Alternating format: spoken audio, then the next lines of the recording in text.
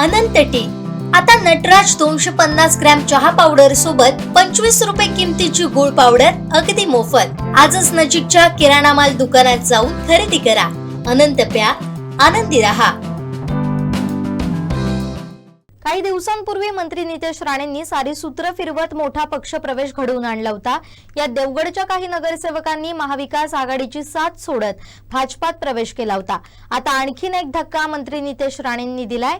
शिवसेनेचे नगरसेवक रोहन खेडेकर यांनीही आता भाजपात प्रवेश केलाय। देवगड जामसंडे नगरपंचायतीतील शिवसेनेचे नगरसेवक रोहन खेडेकर यांनी मंत्री नितेश राणे यांच्या नेतृत्वाखाली भाजपामध्ये प्रवेश केलाय। रोहन खेडेकर वॉर्ड क्रमांक 7 मधून निवडून आले।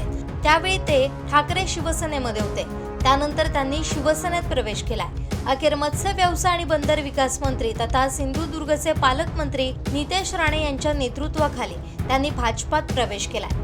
मुंबई येथील सुवर्णगड या शासकीय निवासस्थानी हा प्रवेश सोहळा पार पडला। देवगड जामसंडे नगरपंचायतीमध्ये रोहन खेडेकर यांच्या प्रवेशामुळे भाजपला बळ मिळालंय।